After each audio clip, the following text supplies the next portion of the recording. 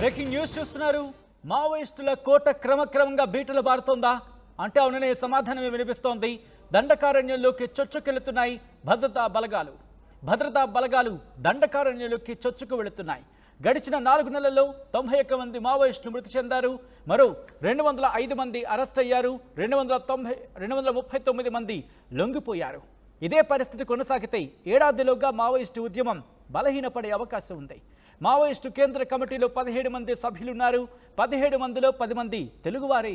అయితే కేంద్ర కమిటీ సభ్యులను వెంటాడుతోంది వృద్ధాప్య సమస్యలు. మావోయిస్టులపై పోరులో కీలకంగా వ్యవహరిస్తున్నారు తెలుగు వ్యక్తి ఐపీఎస్ ఇందిరా కళ్యాణ్. ప్రస్తుతం కాంకేర్ జిల్లా ఎస్పీగా పనిచేస్తున్నారు ఇందిరా కళ్యాణ్. అప్డేట్స్ తెలుసుకుందాం. మా ప్రతినిధి రవి అప్డేట్స్ అందించేందుకు లైవ్లో సిద్ధంగా ఉన్నారు.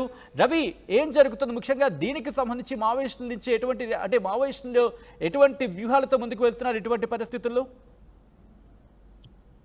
సచిన్, ప్రధానంగా దండకారణ్యం అంతా దద్దరిల్లుతుందని చెప్పుకోవచ్చు. ప్రధానంగా ఆ మావోయిస్టు పార్టీ అడ్డగా భావించే దండకారణ్యం ఏదైతుందో దండకారణ్యంలో ప్రస్తుతానికి కాల్పుల మొదతో దద్దరిల్లుతుంది. కాంకేర్ కావచ్చు, ఇటు గడ్చిరోలి జిల్లా కావచ్చు, అదేవిధంగా అబుజ్మాండ్ ఆ ప్రాంతం అంతా కూడా, డెన్ అంతా కూడా ఒక రకంగా పోలీసులు అటు డిఆర్జీ బలగాలతో పాటు బిఎస్ఎఫ్ కావచ్చు, ఎస్టీఎఫ్ బలగాలు చొరబడుతున్న పరిస్థితి అయితే మనకు కనబడుతుంది. రోజు ఎక్కడో దగ్గర నేరుగా ఎక్స్చేంజ్ ఆఫ్ ఫైరింగ్ అవుతున్న పరిస్థితి.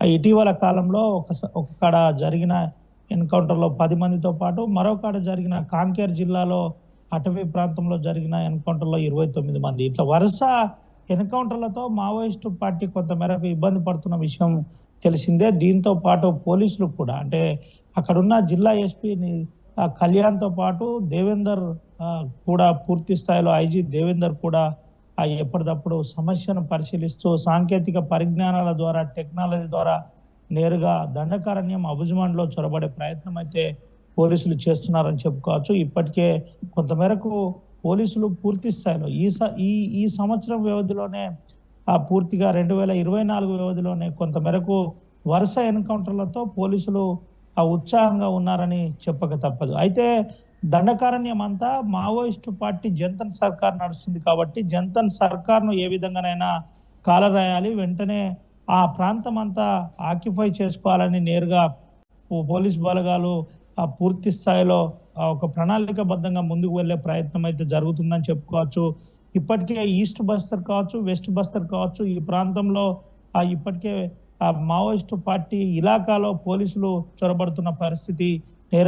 నేరుగా డిఆర్జీతో పాటు స్పెషల్ దళాలు ఆ అడవి ప్రాంతాన్ని జల్లెడబడుతున్న పరిస్థితి కనబడుతుంది. పార్టీ ఎప్పుడైతే అక్కడ నూతన ప్రభుత్వం, బీజేపీ ప్రభుత్వం ఏర్పడిందో, బీజేపీ ప్రభుత్వం ఏర్పడిన తర్వాత పూర్తిగా ఈ దాడులు పెరిగాయని చెప్పక తప్పదు. అయితే దీనికి మావోయిస్టు పార్టీ కూడా తగిన విధంగా వ్యవహరించే ప్రయత్నం చేస్తుందని అయితే అక్కడ ఒక పెద్ద చర్చ జరుగుతుంది. ప్రధానంగా ప్రజాస్వామ్యవాదులు, ప్రజాస్వామ్య శక్తులకు సంబంధించి పూర్తి స్థాయిలో ఎన్కౌంటర్లపై పూర్తిగా పరిశీలించాలి. సంఘటన స్థలం సంబంధించి మీడియా కూడా ఎప్పటికప్పుడు అప్డేట్ చేసి ప్రజాహితం చేయాలనే కోణంలో మావోయిస్టు పార్టీ నుంచి పలు లేఖలు రిలీజ్ అయిన విషయం తెలిసింది. అయితే ప్రధానంగా సచిన్, ఏదైతే దండకారణ్యం జోన్ ఉందో ఆ దండకారణ్యం జోన్లో జంతన్ సర్కార్ను డిస్టర్బ్ చేయడమే ప్రధాన లక్ష్యంగా కేంద్ర ప్రభుత్వం కూడా ఇప్పటికే పెద్ద ఎత్తున నిధులు ఇవ్వడం, పెద్ద ఎత్తున నిధులతో పాటు అత్యధికంగా బలగాలతో పాటు అత్యాధునిక ఆయుధాలు కావచ్చు, ఆయుధాలతో పాటు చాపర్లు లాంటి పూర్తిగా హెలికాప్టర్లు ఇవ్వడం, అలాంటి ఆధునికమైన మైన్ ప్రూఫ్ వాహనాలు ఇవ్వడం, ఇలాంటి ప్రధానమైన సంకేతాలన్నీ కూడా పోలీసులకు అందుబాటులో ఉన్నాయి. ప్రధానంగా దీనికి అనుగుణంగా అటు మావోయిస్టు పార్టీ కూడా ఏ విధంగా ఎదుర్కొంటే బాగుంటుంది, ఎదుర్కోవడానికి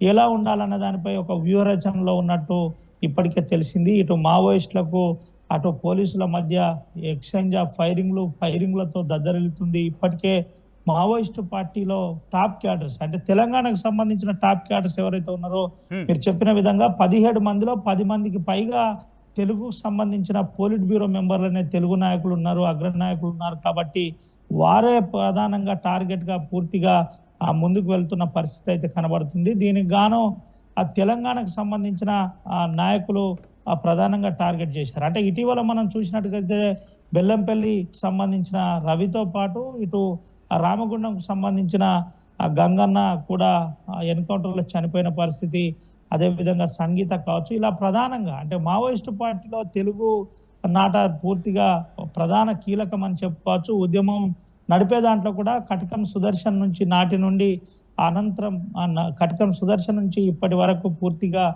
తెలుగు నాయకులే అగ్రనేతలు.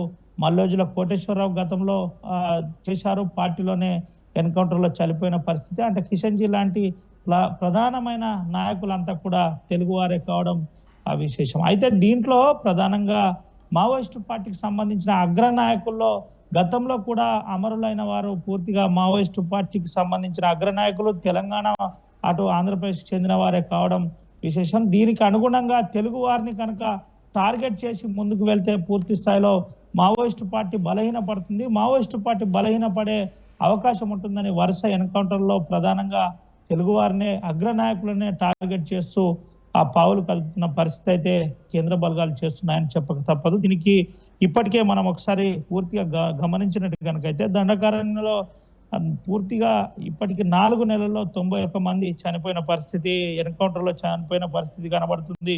మరో 250 మంది అరెస్ట్ చేశారు. 239 మంది పైన ఇప్పటికే లొంగిపోయినట్టు అటు గడ్చిరోలి పోలీసులతో పాటు ఛత్తీస్గఢ్ పోలీసులు కూడా చెబుతున్న పరిస్థితి కనబడుతుంది. అయితే ఇలా 17 మంది పూర్తిగా పోలిట్ బ్యూరో మెంబర్లో ఉన్న 17 మంది కాస్త 10 మంది తెలుగువారే కావడం, ఈ తెలుగువారిని టార్గెట్ చేస్తూ ముందుకు వెళ్లే ప్రయత్నం అయితే పూర్తి స్థాయిలో చేస్తున్నారని చెప్పుకోవచ్చు. ప్రస్తుతానికి దండకారణ్యం అంతా కూడా ఒక రకంగా బాంబుల మూతతో ఇటు కాల్పుల మూతతో దద్దరిల్లుతుందని చెప్పుకోవచ్చు. ఏ క్షణం ఏది జరుగుతుందన్నది బిక్కుమని అంటున్నారని చెప్పక తప్పదు. ఇప్పటికే ఆదివాసీ గుడాల్లో పోలీసుల కవాతు జరుగుతుందని కొంతమంది ప్రజాస్వామ్య వ్యక్తులు, రాజకీయ నాయకులు మాట్లాడిన విషయం మనం చూసిందే సచిన్.